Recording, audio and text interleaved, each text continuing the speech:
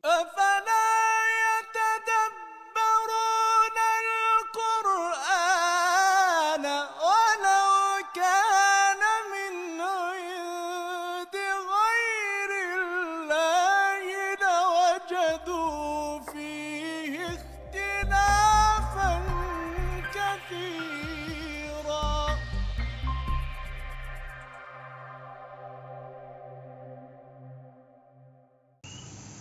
Bismillahirrahmanirrahim.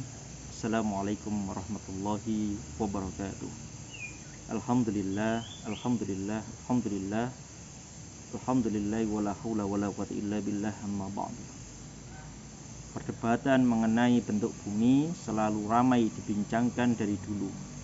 Ada dua kubu dalam hal ini, yaitu kelompok bumi bulat dan kelompok bumi datar. Jadi menurut perspektif Islam, bumi itu sebenarnya bentuknya bulat.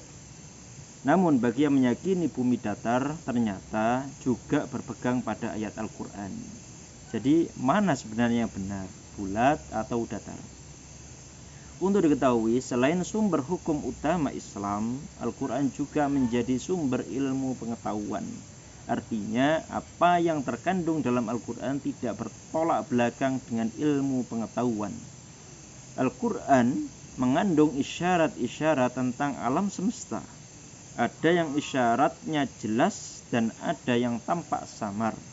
Isyarat yang samar ini pun relatif. Bisa jadi samar bagi sebagian orang, tapi jelas bagi orang lain.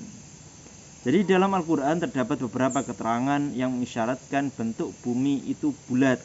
Di antaranya surat Az-Zumar ayat 5.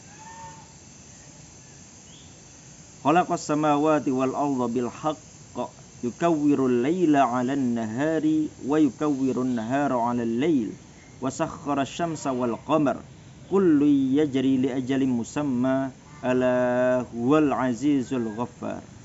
Dia menciptakan langit dan bumi dengan tujuan yang benar. Allah menutupkan malam atas siang dan menutupkan siang atas malam, dan menundukkan matahari dan bulan, masing-masing berjalan menurut waktu yang ditentukan. Ingatlah, dialah yang maha perkasa lagi maha pengampun. Jadi dalam ayat ini, kata dalam bahasa Arab yang digunakan adalah kawwara, yang memiliki arti melingkar, seperti gulungan kain sorban di kepala. Kata tersebut merupakan isyarat bahwa bentuk bumi adalah bulat. Dalam surat lain juga dijelaskan bahwa bentuk bumi itu bulat. Hal ini senada disampaikan oleh Allah dalam firman-Nya surat Luqman ayat 29, yang artinya, tidakkah kamu memperhatikan bahwa sesungguhnya Allah memasukkan malam ke dalam siang dan memasukkan siang ke dalam malam, dan dia tundukkan matahari dan bulan masing-masing berjalan sampai kepada waktu yang ditentukan. Dan sesungguhnya Allah maha mengetahui apa yang kamu kerjakan. Jadi kata memasukkan dalam ayat ini dimaknai bahwa terjadinya perubahan bertahap dan perlahan-lahan dari malam menjadi siang. Begitu pula sebaliknya. Jadi fenomena ini hanya bisa terjadi apabila bumi berbentuk bulat. Sebab jika bumi datar, maka tentu akan ada perubahan yang drastis atau mendadak dari malam ke siang atau dari siang ke malam. Seorang ilmuwan Persia yang juga astronom bernama Abu Rayhan Muhammad bin Ahmad Al-Biruni pernah menghitung posisi lingkar bujur dari Al-Khat Khwarizmi dengan metode tinggi matahari. Dia menghitung jari-jari bumi dengan menggunakan persamaan geodesi kompleks.